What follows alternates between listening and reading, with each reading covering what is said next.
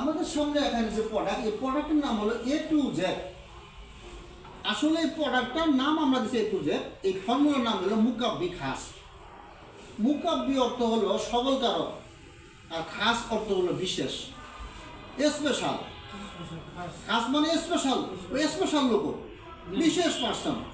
তাহলে এই প্রোডাক্টটাও বিশেষভাবে তৈরি করা, এটাকে বলা হয় হার্বাল ভিটামিন এবং মিনারেল। এন্ড প্রশ্ন হলো vitamin, herbal vitamin, herbal mineral মানে কি?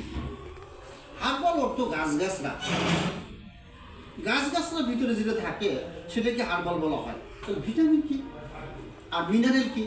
ভিটামিন হলো আমাদের যে খাদ্য খাই, খাদ্যের ভিতরে 6টা উপাদান আছে। 6টা উপাদানের ভিতরে ভিটামিন একটা আর মিনারেল একটা। তো ভিটামিন এবং মিনারেল আমাদের কি করে? ভিটামিন এবং মিনারেল আমাদের শরীরের যে দুর্বলতা, সেটা যৌন দুর্বলতা হোক, শারীরিক দুর্বলতা হোক, আর মানসিক দুর্বলতা হোক, বা হরমোনাল কোনো সমস্যা হোক, এই দুর্বলতার উপরে ভিটামিন এবং মিনারেল কাজ করে। এখন প্রশ্ন হলো আমরা দোকান থেকে ভিটামিন কিনে খেতে পারি, তো দোকান থেকে যদি আমরা ভিটামিন কিনে খেতে যাই, আমরা ভিটামিনের প্রকার জানতে হবে। ভিটামিন হলো আপনার মোটামুটি 6 ধরনের। Vitamin A, vitamin D, vitamin E, vitamin K. Vitamin আরও 2টা আছে, ভিটামিন বি কমপ্লেক্স আর ভিটামিন সি। ভিটামিন বি কমপ্লেক্সের ভিতরে আরও ভাগ আছে। ভিটামিন বি1 যাকে বলা হয় থায়ামিন, ভিটামিন বি2 যাকে বলা হয় রিবোফ্লাভিন, ভিটামিন বি3 যাকে বলা হয় নিয়াসিন, ভিটামিন বি5 যাকে বলা হয় প্যান্টোথেনিক অ্যাসিড, ভিটামিন বি6 যাকে বলা হয় পাইরোডক্সিন, ভিটামিন বি9 যাকে বলা হয় ফোলিক অ্যাসিড, ভিটামিন বি12 যাকে বলা হয় সায়ানোকোবালামিন, ভিটামিন বি7 যাকে বলা হয় বায়োটিন। তাহলে আপনি কোন ভিটামিন খাবেন এখন? এখন তো আমি বললাম যে মানুষের ভিটামিন এবং মিনারেলের ঘাটতির জন্যই তার বিভিন্ন দুর্বলতা আসে।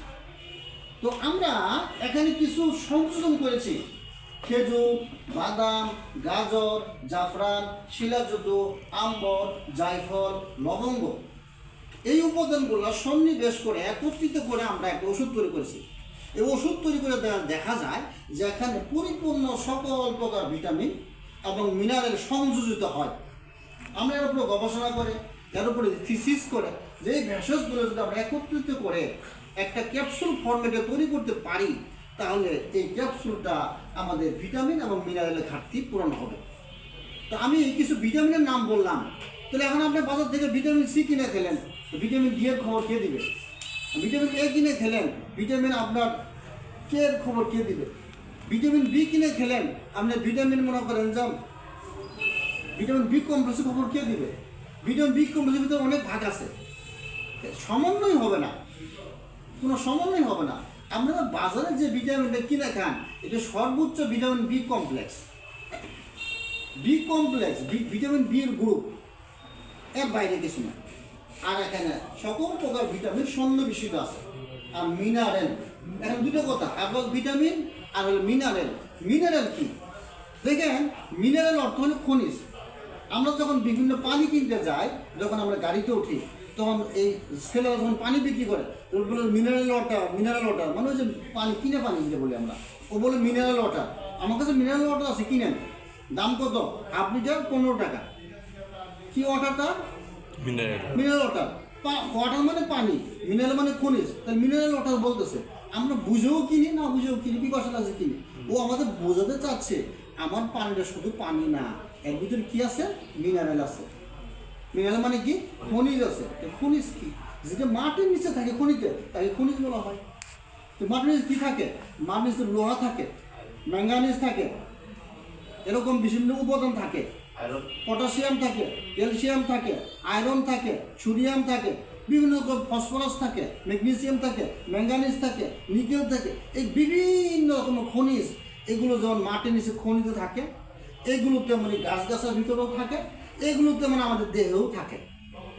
আপনি বলতে পারছেন, গল্প করছেন আমার সাথে। আমি একটা উদাহরণ দিই। ডাক্তাররা আপনাকে বলে না যে রক্ত কমে যায়, বলে না যে আয়রন খায়, আয়রন ট্যাবলেট খায়। তা আয়রন অর্থ লোহা, তা আপনি লোহা খাইতেছেন না? আয়রন অর্থ কি? লোহা, তা আপনি লোহা খাচ্ছেন। আবার বলে কচু শাক খান, কেন? কচু শাকের ভিতরে আয়রন আছে, মানে কচু শাকের ভিতরে লোহা আছে। কচু শাক লোহা খেলে কী হবে? রক্ত বাড়বে। এটা কিন্তু পরিচিত একটা শব্দ। তো লোহা খেলে, আয়রন খেলে, লোহা খেলে, সরি আয়রন বলে ডাক্তাররা, আয়রন খেলে আপনার রক্ত বাড়ে। অনেকে এই আয়রনের আরেক নাম হলো আপনার হলো যে ফলিক অ্যাসিড অনেকে বলে, ঠিক আছে না? যে আয়রন এটা খনিতে থাকে, এই আয়রন রক্তের ভিতরে থাকে, এই আয়রন আবার গাছের ভিতরেও থাকে। দেখেন কি কারিশমা, এগুলো ঘাটতির জন্য আমাদের বিভিন্ন রোগ হয়। সোডিয়ামের ঘাটতির জন্য এক রকমের রোগ হয়, ডাবের পানির ভিতরে সোডিয়াম আছে। আপনার পটাশিয়ামের ঘাটতির জন্য একরকম রোগ হয়, কলার ভিতরে বেশি পটাশিয়াম আছে। আপনার ওই যে জিঙ্কের জন্য এক রকমের রোগ হয়, জিঙ্ক মানে দস্তা, ওই যে পাতিলে যে দেয়, খনিতেও থাকে আবার খাদ্য ভিতরেও থাকে। এই জিঙ্ক পাওয়া যায় মিষ্টি কুমড়াতে, কিন্তু এগুলো আপনি এক একটা কিনে খাইতে খাইতে আপনি কামি শেষ। আপনি সমন্বয় কেমনে করবেন, চাকরি করবেন না খুঁজবেন? এই জন্য আমাদের সুবিধার জন্য সমস্ত খনিজ উপাদানগুলো যাকে মিনারেল বলা হয়, আমরা এই গাছগাছালিগুলো একত্র দেখলাম গবেষণা করে এর ভিতরে এগুলো পাওয়া যায়। এই জন্য এর নাম দিয়েছি আমরা A to Z, এ থেকে জেড পর্যন্ত মোটামুটি যতগুলো সম্ভব ভিটামিন, সম্ভব খনিজ এর ভিতরে ঢুকানো আছে। মোটামুটি 100 ভিতরে 90% হলো কম। কি আমরা তো খুঁজলে 10% খেতে গেলে আমরা জুলুম। আজকে মিষ্টি কুমড়া খাবেন, কালকে খেজুর খাবেন, এই সে করতে করতে কাজ শেষ। আমরা এখানে সন্ধ্যে বিশুদ্ধ করছি, এতে যদি কোনো ব্যক্তি সে প্রতিদিন একটা করে ক্যাপসুল খায়, কোনো রোগ নাই, প্রতিদিন একটা কিছু প্রাপ্তবয়স্ক লোক, তাহলে তার শারীরিক ভারসাম্য ঠিক থাকবে, সে কাজকর্ম করে সহজেই মজা পাবে, তার কোনো দুর্বলতা ক্লান্তি আসবে না। এর নাম দিয়েছি এই জন্য আমরা A to Z। এরপরে এই যে আমরা একটা কথা লিখছি, হরমোন নিঃসরণ, স্বাভাবিক হরমোন নিঃসরণ বজায় রাখে। স্বাভাবিক হরমোন নিঃসরণ আমি কিছু আগে আমি বলেছিলাম, মানুষের বয়স যখন 30 বছর পার হতে থাকে, জন্মগতভাবে তার টেস্টোস্টেরন হরমোন লেভেল কমতে থাকে। অর্থ হলো লেভেল কমতেছে, স্বাভাবিক আর নাই।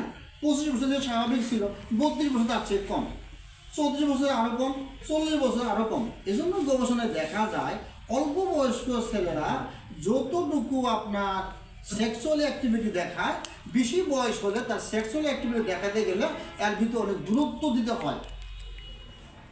দিতে হয়, সময় দিতে হয়, সময় ক্ষেপণ করতে হয়। বেশি বয়স হলে 1 মাস পরেও যেতে হয়। এটি কী জন্য? এই হরমোন নিঃসরণের ইমব্যালেন্সের জন্য। এর ভিতরে এমন কিছু উপাদান আছে যে উপাদানগুলো স্বাভাবিক হরমোন নিঃসরণ বজায় রাখে। তো একটা কথা মনে রাখবেন, ডিউরিং এজিং প্রসেস, বার্ধক্যকে পিছিয়ে দেওয়া যায়। সারা জীবন আপনি থাকবেন একবারে, বাস মরবেন না এরকম না, পিছিয়ে দেওয়া যাবে বার্ধক্যকে, এই কথা বলা হচ্ছে। আপনার বয়স 40, দেখা যায় 35, 5 বছর পিছিয়ে দিছে, এরকম হয় না? এর বয়স হলো 50, দেখা যায় 60, এরকম বার্ধক্য পিছিয়ে দেওয়া, এটা একটা কথা। আর নীরব